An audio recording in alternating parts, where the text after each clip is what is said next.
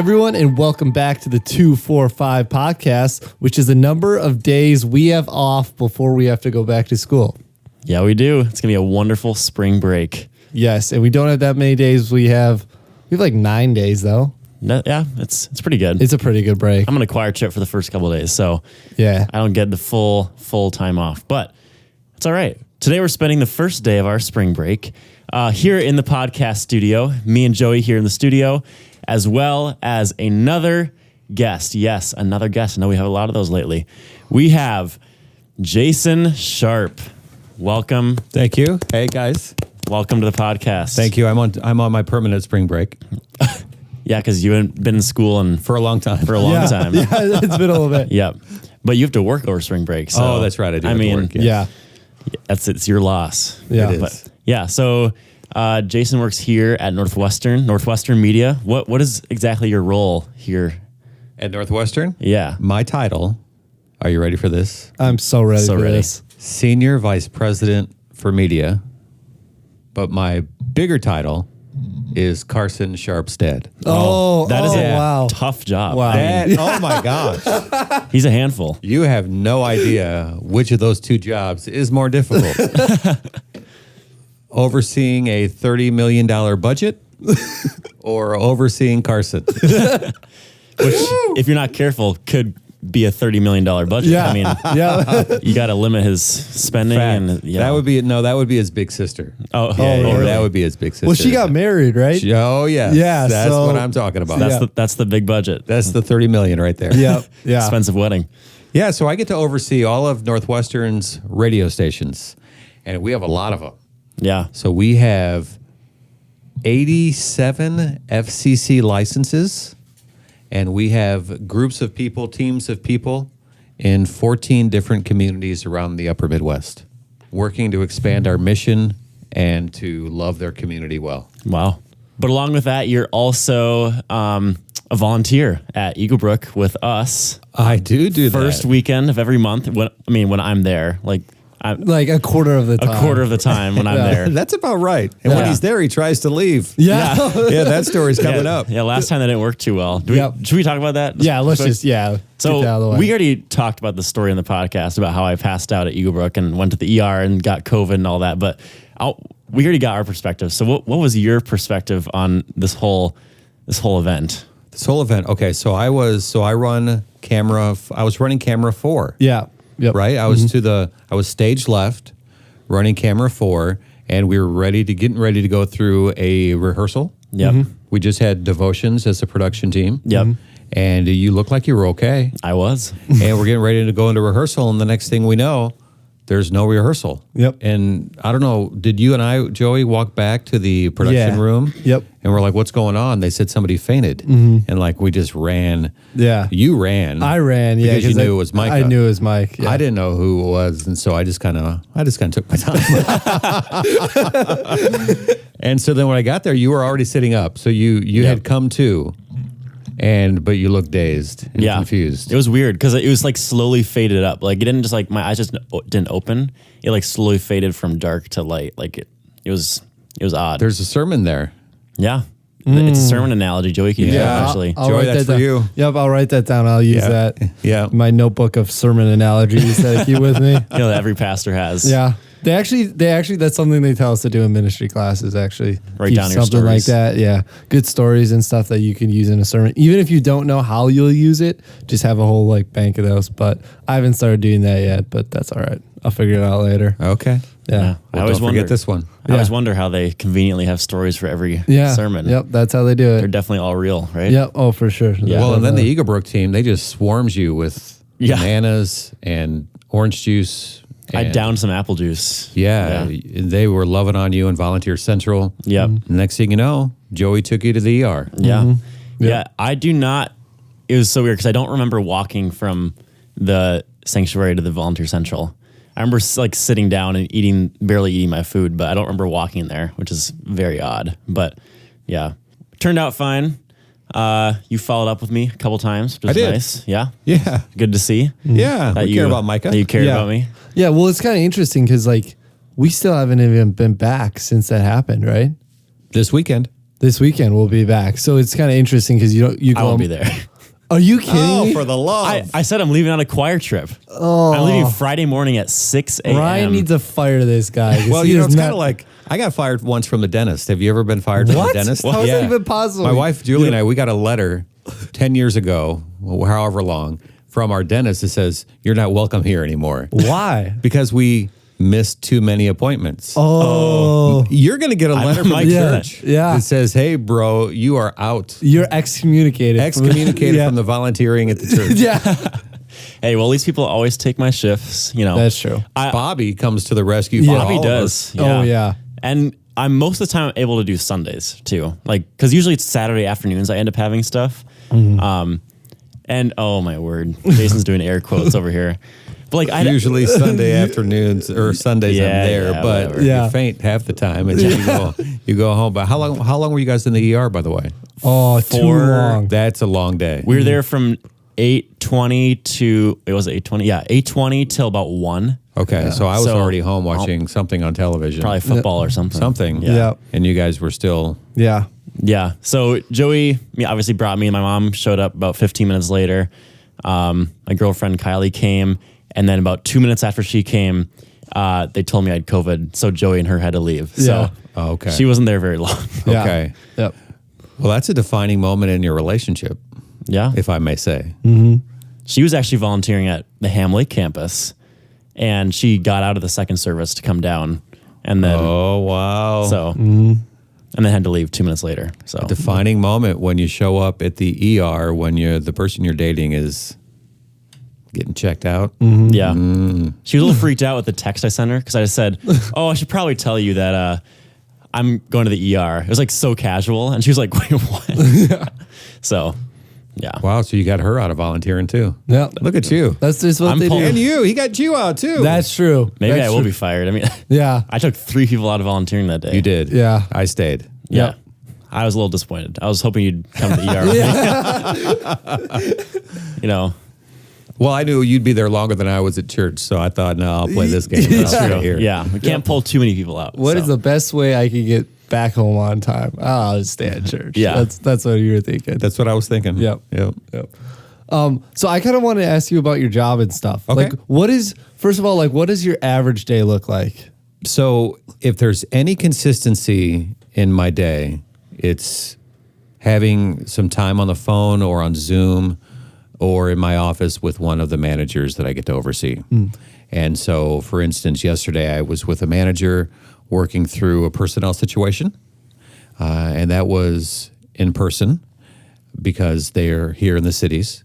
Other days, it's calling. I was talking to our manager yesterday in Rapid City, and she has a couple of openings that we're trying to fill. And I had met a student recently who I thought would be a perfect fit for that job. So I'm trying to pair them up and match them up, if you will. And so that's the consistency in the day, is just dealing with and working with the managers to help them accomplish our mission and to help them remove any roadblocks that they run into that keeps them from doing that. Oftentimes, personnel situations can be a part of that. But really, other than that, there's not a lot of normalcy to an average day for me. Oftentimes, I'll travel. Gone a lot. We've got our spring fundraising season coming up here starts next week and runs about 8 weeks, because we've got so many stations now doing so many fundraisers, and I try to be at as many as possible. And so that's a time just to spend with each staff and get to know them better and encourage them for the work that they're doing. So that's fun. And when I'm on the road, that's the average day, spending time just encouraging them. You know, there are always things to work through with the budget and with the fun. As you think about, we're a listener-supported ministry, and so you rely on the goodness of others to fund you. There's a lot of different strategies and tactics you have to put together to make sure that happens on a consistent basis. And so we spend some time thinking about that. Loving people well is a part of my average day, and I love that part of my job. How long have you been doing this for? I've been in my current role here at Northwestern, coming up on 7 years in May. Oh, wow. Yeah, but have been at Northwestern 16 years. Wow. So we moved up here from Tennessee back in 2007 to take the job as the program director at 98.5. And so I did that for a couple of years and then moved into the manager's role. And I did that for 6 years at KTIS before moving into this role. So I've been in Northwestern a long time, but I've had 3 jobs, and it keeps me busy. Yeah. Do you kind of like that it's a different day every time you show up to work? Absolutely. Yeah. Yep. You never know what's going to happen. In fact, I was talking to our faith radio manager this morning, and she said it's a new day. I said yes, and it's a blank canvas. You don't know. You've got some building blocks in there that you know you've got to get to, whether it's a staff meeting or whatever it is. But a lot of it is just responding to the needs of the team, and it makes it different and very interesting. Mm-hmm. What are some of the biggest lessons you think you've learned about like working with people, leadership, stuff like that? I was anticipating that question this morning. Yeah. Nice. Yeah. That's good. And so I went back to bed and forgot about it. Quick, make something up. Yeah, I was anticipating that question. And if you love the people you lead, if you're going to be a pastor, if you love your congregation, if you're going to run a video company one day, I don't know what your plans are, but if you love the people you work with and the people that you lead, you will have a fulfilling and satisfying career. Because leadership is hard, and some people say it's lonely. I don't get that a lot. Occasionally, maybe. But loving people well in a relationship, Corbin Hoornbeek, our president, has told me that relationships accelerate progress. I love that. Mm-hmm. And so loving your people well and staying in relationship with them so that you can accomplish more is what I love about leadership. Mm-hmm. Yeah, that's so cool. Because we had him on last week. Yeah, last week it was. And then that's what he said too. I asked him like, oh, what's the biggest thing about leadership and stuff? And he's like, oh, it's just all about relationships. Yeah. That just improves everything. So I heard a like funny story that you were talking about. Do you want to talk about like that visit when you guys went on like that work trip? Then you guys made a little side detour to visit someone. Oh, sure. Yeah. Do you want to talk about that? Because I find that really funny. Yes. And so we were traveling to introduce Corbin to our stations and to let him see our facilities and to meet our teams. And Dr. Curidan and I did that every year where we'd go and we'd hear from the team. And so new president, a great opportunity to introduce him to our staff and to get him to know them and them to know him. And so we were in Kansas City, Missouri. We flew down on a Tuesday morning, I believe it was, and got to Kansas City at 10 in the morning and met our manager there, Dave Gordon, had lunch with the staff, and then went back to our station, our facility, so Corbin could see where we operate out of there in Corporate Woods in Overland Park, Kansas. And we're having a great visit, and we knew that there was a chance for snow. Of course, if you travel anytime between October and May, it feels like in Minneapolis, there's a chance your travel arrangements will be altered. Mm-hmm. And so Wednesday morning, we get up and we're driving to the airport, and man, it looked like there was a little snow on the grass, none on the roads. It looked just like a fine. I mean, here in the cities, we would just operate as normal. Mm-hmm. Everything would be as usual. But there, not so much. And so we were pulling into the airport, and we were noticing that our flight had been delayed by like 3 hours already, and then 4 hours. And for some reason, Delta was taking us from Kansas City. They don't have a direct to Chicago because we were going to Peoria, Illinois, and to spend the day with our team there, and then our team in Champaign, Illinois. They don't have a direct flight from KC to Chicago, so we were going to have to go to Detroit. So we got to fly over Lake Michigan and then come back and land in Chicago at like 7 o'clock and then drive 2.5 hours to Peoria. So we thought, well, if the flight's delayed, how far is it to Peoria if we just drove? Oh, no. And so I looked, and it was 5 hours. Not bad. No, so it's like 10:30 in the morning, and so we could be in Peoria by 3:30. Yeah. Oh, we just saved a bunch of time. Why didn't I think of this before? Yeah. Yeah. Yep.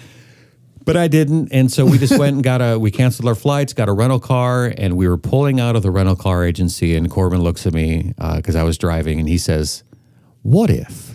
And he said, I don't know if he said that when he was with you on your podcast. He says that a lot. Oh, really? Just like that. What if? And so I can hear it. Can you hear it? I can hear him. Yeah. He said, what if we drove to St. Louis and had lunch with my mom? And how much extra time do you have at this? Well, working at his pleasure, I didn't even want to think about that. That's going to take us an extra hour and a half, 2 hours. Yeah. I'm thinking, let's have lunch with Mom. Right? do it. Yep. So it added maybe an hour and a half of travel to do it. Yeah. But we still ended up in Peoria by 7 o'clock. So we were watching our flight in Kansas City, never left it till like 4 o'clock that afternoon. Wow. So we had already had lunch with his mom and we're on our way to Peoria before our flight ever got to Chicago. So we still saved a lot of time. There you go. And you got lunch with Mom. And we got lunch with Corbin Hoornbeek's mom. Yeah. How was it? It was fine. Yeah? Yeah, we went and picked her up at her little home there in Leawood. No, not Leawood. Kirkwood. Kirkwood. And picked her up in the home, took her to a place to eat because, of course, it was a snow day in St. Louis. The restaurants were packed because they didn't have school because of the little dusting, and everybody went out to eat. And so we had a late lunch with her and just had a great time. Yeah. Yeah. Nice. Yep. I love how they cancel school because no one can drive anywhere, but then they all go out to eat. Like, They were all in the restaurant. Yep, that makes sense. Very convenient. He didn't say this on the podcast, but afterwards he mentioned how you guys were talking about making a new mascot for Did he talk about that? for Northwestern. I'm just interested, like what your opinion on and what were the ideas, because we didn't talk about this on the podcast. So what was this plan that you guys had? Okay, so should I spill the beans? I think you should. I think you should. If he hasn't, Yeah. well, let me just say, we were driving. Okay, we spent the time with the Peoria team and then the Champaign team, Joe and Jeff and their folks. And the next morning we got up early and we were driving to Chicago to hop on a plane to come home. We were going to be home at noon. It was just fine. And we're just driving through, and I recall having a moment where I thought, why is every mascot in the world either a bird or a cat? Think about it. Think through your professional football teams, the Panthers, the Jaguars, the Timberwolves, That would not be the a cat. Bengals. It's in the cat family. A wolf is not in the cat family. It's not? It's in the dog family. A wolf is in the dog family? Close enough. Yeah. Well, where do you think we got dogs from? We got dogs from wolves. Yeah, he's right. Is that right? Yeah. Vikings. Well, they're an exception. The Packers. That's an exception. But a lot of colleges. A lot of colleges. A lot of colleges are cats or birds, Yeah. eagles.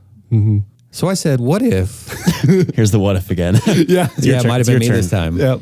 What if we broke the trend and I originally said became the Northwestern Dachshunds? Oh, That's a type of dog, right? Yeah, Yeah. it's a wiener dog. it's a wiener dog. Yeah, I said, if you want to sell product, Oh, you Hot dogs. right, We could have our own brand. that would be amazing. Yeah. And so then it went from there to Labradors.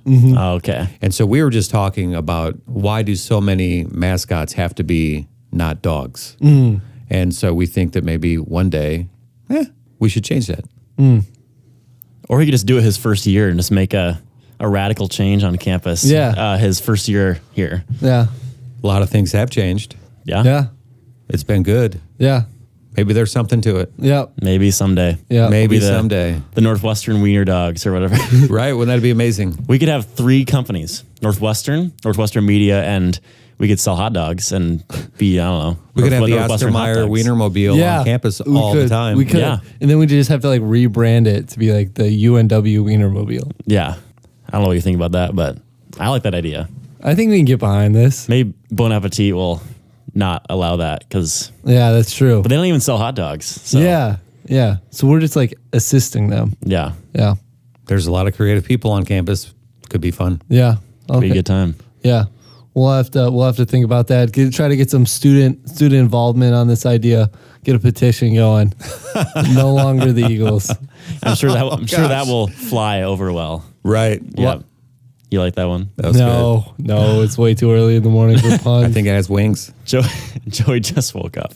you just So- woke up too. Yeah, but I'm more awake than you are. Yeah. He that's combed true. his hair. That's true. I actually didn't. Oh. It's still from yesterday.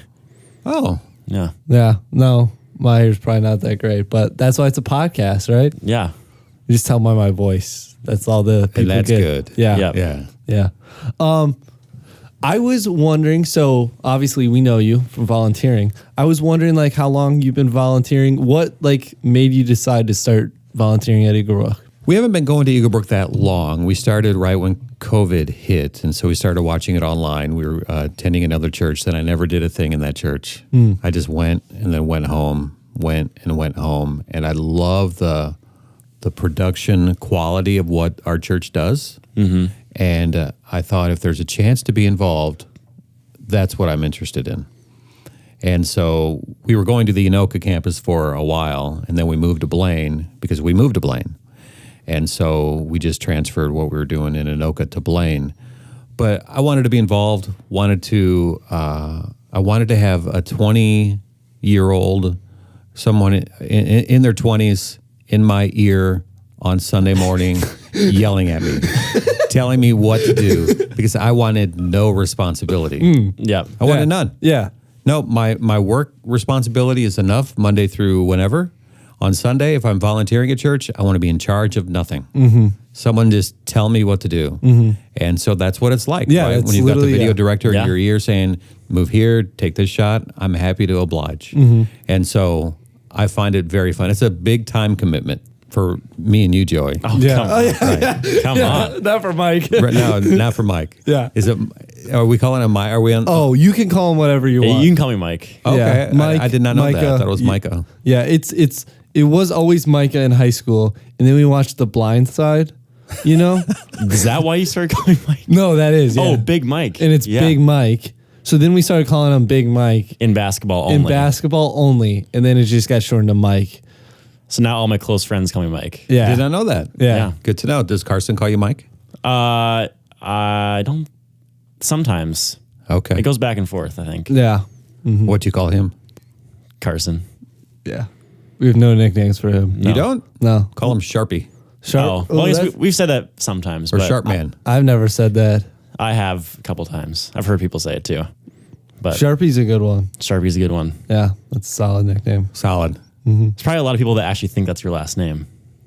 Right. They put an E on the end of it, Yeah. and it's not. No. No E. So that's why. Just wanted to get involved, and Yeah. I found something that I enjoyed, and big time commitment, but it's fulfilling. Yeah. And I know that I contributed to the overall experience. Yeah. For someone who came in that day. Yeah. There's something about like volunteering and like being like actively involved in a church that makes it feel like more like home. You get to know like even if you know like 5, 6, 7 more people, Yeah. it really does help it make the campus feel smaller. Because like I think last weekend I was there, I just like saw Kemi sitting with her family, like Oh, okay. just a few rows over, and it's like, oh cool, I know who that is, and it's kind of cool to have that when you're in like a group of like 100 people that Yeah. you don't really know many of them, but you know 1 or 2 more. It does make it feel smaller. So Yep. yeah, Yeah. That's different for me because I go to the Ham Lake campus usually. So I only volunteer at Blaine because they have cameras there and Ham Lake doesn't. So yeah, I don't get that experience that you do. But you know, obviously, it seems like I'm never there anyway. So yeah. So it doesn't really matter for you. yeah. Sorry. There are other ways to volunteer at Ham Lake, right? There are, but I wanted to do camera stuff. Yeah. When Joey said he was going to do it, so Gotcha. Yeah. thought I'd go over there with him. Yeah, but it's funny that you brought that up because I was actually going to ask you about that because you have such a different role when you're volunteering versus like during the week when you're working, where you're more overseeing people. You got to do more like vision stuff, big picture stuff. When volunteering is on the complete other end of the scale, like you're at the bottom, you're getting told what to do. Yep. So it's interesting that like it makes sense that like you just enjoy that because then you don't have to think about it as much. Yeah, when I joined, I said, I'm happy to be involved. Don't put me in charge of anything. Because I just need that. Every leader needs a break. And I want to contribute, want to be part of helping because I love the church and they need the help. But yeah, I don't want to be a video director. I don't want to oversee anybody. So if you guys run amok on Saturday or Sunday, what do I care? I'm not going to tell you to stop. Yep. He's not in charge. What kind of drew you to Eagle Brook, like during COVID and stuff? What about it did you really like? Well, what we fell in love with was, and we had heard about the church, and we had a lot of friends who were going there, but we were happy where we were. It was fine. When COVID hit and we were all forced online, the experience was unbelievable. That's true. And so because of that, then we started hearing the preaching and the music, and that was unbelievable. And so when the church opened up, we were there when we had 6 people in between us, right? Do you remember those days? When you couldn't sit next to anyone in the row? We started going because we wanted to see in person what it was all about. And so we kind of ended up there on accident, but we really enjoy it. Get a lot out of the messages. Yeah, I think So a lot of much. people ended up there during COVID. I think that really boosted their attendance. That's how I started going too, was during that time, because my church just kept going online for way longer than they needed to, in my opinion. And I was like, I don't want to watch online anymore. Eagle Brook is open, and my girlfriend's family goes, so I'll just go with them. And I've been going there since. So, yeah, Same girlfriend?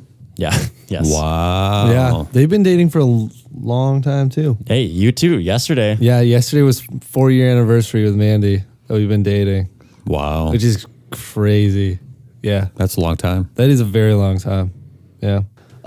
Okay, so we don't have a ton of time left, but there was one last thing I wanted to ask you about. Do you have any, not too embarrassing, but somewhat embarrassing or funny stories of Carson from his childhood that you'd be willing to share on the podcast? So that we could just have some dirt on him that we can maybe poke fun of him sometime. Yeah. Kindly, in love, of course. Right. Yes. Yes. But is there anything that comes to mind? Embarrassing moments for Carson. Yeah. I can just see him looking at me right now saying, Dad, Careful. be careful. Yeah. Dad, you know I can take you. And he still can't. Yeah. No. He's stronger than I am.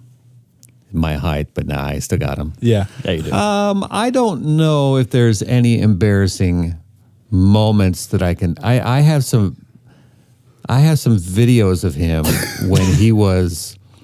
There was one time we were at the Olive Garden, and for some reason my mind goes to the video of him putting like 10 grapes in his mouth and trying to chew, and he did it, and it was I videoed it, and this was way back in the day when the cell phones barely had a good video camera on them, and so it didn't really turn out. It wouldn't make the big screen because of it'd be pixelated, but I think of that. I don't know that I have one. No, that's all right. It's a good dad right there. Yeah. Yep. He doesn't remember it. Yeah, conveniently. Yep. I do want to ask you. I got one. Oh, let's okay. go. There we go. I got one. Okay. So we were living in our home in Andover that we've moved from, but Julie and I spent a lot of money redoing the hardwood floors. So we had paid to have them sanded down, and that's a mess, by the way. Yeah. And stained, and they looked really, really nice. Well, we were supposed to stay off of them for 24 hours, right?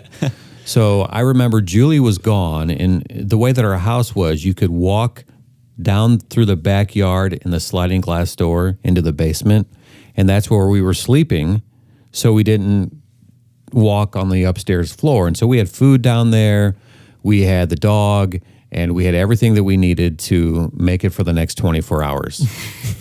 Well, Julie went and did something, but the next thing you know, I hear on the stair or on the floor above me,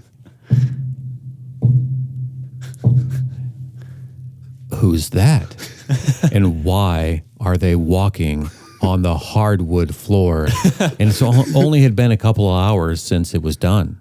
Yeah. So we had 22 more hours to go. Yeah. Yeah. And so I opened the door to the stairs, shut it real quick so the dog wouldn't run up, and I saw Carson standing right there on the hardwood. He's like, "Hey, Dad, what's up?" And I had one of those moments, and I've apologized to Carson so many times, and son, I'm very sorry to this day. I overreacted. I asked Carson to show you sometime what I did, But I took my hands and started slamming on the carpeted stairs. Like, Oh, yeah. what are you doing? Yeah. Get off the hardwood. Yeah. It's not dry and all this stuff. And he's just kind of, huh? Sounds about right. How do I get off the hardwood? Because I yeah. have to walk on the Yeah. hardwood now to get off it. Yeah. And so I don't remember exactly how we got him to jump or to get off the hardwood onto the carpet so we could walk downstairs.